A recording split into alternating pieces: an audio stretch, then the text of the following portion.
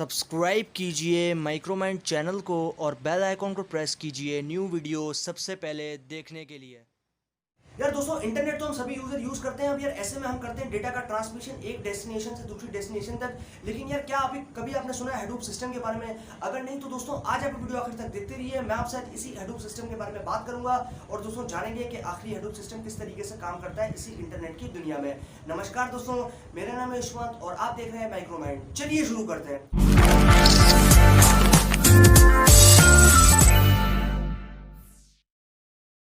यार दोस्तों, मैं अगर आपसे बात करता हूँ ना इस हडूप सिस्टम की, तो ये बेसिकली कोई आज की बात नहीं है। इसको यार हम इंटरनेट के ऊपर काफ़ी टाइम पहले से यूज़ कर रहे थे। काफ़ी टाइम पहले से हम इसको बेसिकली यूज़ करते हुए आ रहे थे ताकि यार हमारा जो नेटवर्क की बेसिकली कैपेसिटी है वो कंप्लीट तरीके से हमारे सामने निकल के आ जाए, हमारा जो डेटा है वो कभी भी ज़ाया ना हो पाए।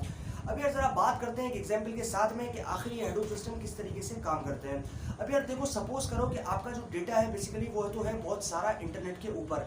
अब यार आप जिस भी डेटा के लिए रिक्वेस्ट करते हो तो वो आपकी आईपी पे बेसिकली सेंड कर दिया जाता है और आप उसको इजीली देख पाते हो अपने मोबाइल की स्क्रीन पर। लेकिन यार जरा आप सोच के देखो कि इस डेटा का बिहाइंड द सीन्स क्या होता है, किस तरीके से प्रोसेस होता है, किस तरीके से सेव होता है। ये सारी जो चीज़ें हैं ये हम basically as a normal consumer नहीं देख पाते हैं। तो यार बेसिकली जो इसका कंसेप्ट है ना हडूप सिस्टम का, वो कुछ इस तरीके से है कि मान के चलो कि यार आपके पास है 4 नोड्स। नोड्स मतलब 4 कंप्यूटर्स। अब यार 4 नोड्स है आपके पास, तो आप यूँ मान के चलो कि आपके पास जो डेटा है वो है बहुत सारा। मतलब आपके पास 4 टीबी का डेटा है, मतलब 4 टेराबाइट्स का डेटा है। अब यार उस डेटा को आपको इस तरीके से बेसिकली रिड्यूस करना है कि आपके जो सर्वर है उसके अंदर कंप्लीट तरीके से आपका जो डेटा है वो सेव भी हो जाए और यार आपका जो डेटा है वो कंप्लीट तरीके से एकदम बिना किसी वायरस के, बिना किसी मेलवेयर के साफ सुथरी तरीके से सेव हो जाए उन्हीं सर्वर के अंदर और बाद में आपके यूज़ के लिए ही काम में लिया जाए। अब यार इसके अंदर बेसिकली सिस्टम कुछ इस तरीके का है कि मान के चलो कि आपके पास 4 नोड्स है। अब यार आपका जो डेटा है वो है काफ़ी बड़ा, मतलब 4 टेराबाइट्स का। अब यार आप उसको किस तरीके से ब्रेक करेंगे? आप करेंगे उसको 1 टेराबाइट्स के अंदर ब्रेक। मतलब ये कि 1 टेराबाइट, फिर 1 टेराबाइट, फिर 1 टेराबाइट, फिर 1 टेराबाइट, इस तरीके से आपके पास होगा 4 टेराबाइट। अब आपके पास है 4 कंप्यूटर्स, तो आपने एक कंप्यूटर जो है वो आपने 1 टेराबाइट दे दिया। उसके बाद दूसरे कंप्यूटर में आपने 1 टीबी, फिर तीसरे कंप्यूटर में 1 टीबी, चौथे कंप्यूटर में 1 टीबी। इसी तरीके से आपने जो अपना डेटा है वो कंप्लीट तरीके से डिस्ट्रीब्यूट कर दिया। आपके जो जितनी भी नोड्स हैं, आपके पास 4 नोड्स थी, तो आपने उन चारों नोड्स के अंदर आपका जो डेटा है वो बिल्कुल प्रिसाइजली एकदम करेक्ट कैलकुलेशन के साथ में जो है वो आपने डिस्ट्रीब्यूट कर दिया।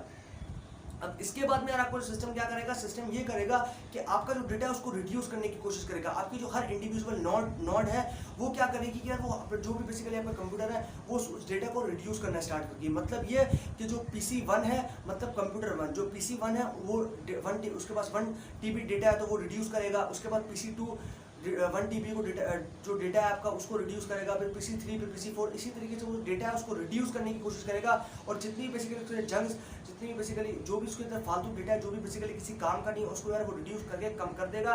और आपका जो डेटा है वो कंप्लीट तरीके से मान के चलो कि आपके पास जो 1 टीबी का डेटा था वो हो गया आपके पास 500 MB का। अब यार इस तरीके से आप क्या करेंगे कि इस तरीके से आपका जो डेटा है उसकी भी बेसिकली कॉस्ट काफ़ी कम हो जाएगी और आपका जो बेसिकली पावर कंजप्शन है वो भी काफ़ी कम लगेगा और आपका जो डेटा है वो एकदम साफ सुथरे तरीके से सर्वर के अंदर सेव भी हो जाएगा। अब यार इसके अंदर होता कुछ है कि ये जो आपके पास हडूप सिस्टम है ना, ये उनकी कॉपीज बना लेता है। मतलब ये कि आपके पास 4 कंप्यूटर्स हैं, 4 कंप्यूटर्स के आप यूँ मान के चलो कि उसने 4 कॉपीज बनाई। अब 4 कॉपीज को नाम दे देते हैं C1, C2 और C3 का। अब यार जो C1 है और C3 है वो जाएगी हमारे पास ट्रैक 1 में। ट्रैक 1 मतलब PC1 और PC2, और जो ट्रैक 2 है उसको हम कहेंगे, उसको हमने नाम दे दिया PC3 का और PC4 का।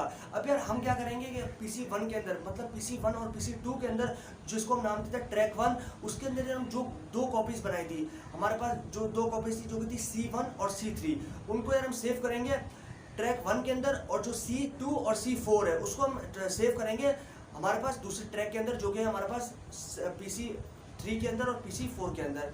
तो बेसिकली यार जो हडूप सिस्टम का कंसेप्ट है ना वो कुछ इसी तरीके का है। और यार ये जो आपकी डेटा है उसको कंप्लीट तरीके से जितना भी ज़्यादा डेटा क्यों ना हो उसको रिड्यूस करता है और उसको यार एक ऑर्गेनाइज्ड फॉर्म के अंदर लाता है। और उसके बाद में यार जो डेटा है वो सर्वर के अंदर बेसिकली जाकर सेव हो जाता है और आपका जो काम है वो कंप्लीट हो जाता है। और आप अगर रिक्वेस्ट करते हैं किसी भी डेटा के लिए तो आपको जो फाइनली वो डेटा है वो देखने को मिल जाता है और आपकी जो रिक्वेस्ट है वो कंप्लीट हो जाती है। तो बेसिकली ये जो कंसेप्ट था ना हडूप सिस्टम का वो कुछ इसी तरीके का था। मुझे उम्मीद है कि आपको आइडिया लगा होगा, कुछ थोड़ा बहुत समझ में आया होगा। होगा कि जो हडूप सिस्टम है ये किस तरीके से काम करता है और कैसे बिहाइंड द सीन जो डेटा की प्रोसेसिंग है वो किस तरीके से हो जाती है। अगर वीडियो पसंद आए तो वीडियो को लाइक और शेयर करना बिल्कुल भी मत भूलिएगा और चैनल को अभी तक सब्सक्राइब नहीं किया तो चैनल को सब्सक्राइब कर दीजिए, क्योंकि मैं आपके लिए रोजाना वीडियो लेकर आता रहता हूँ। अभी के लिए दोस्तों इतना ही। Stay blessed, stay inspired.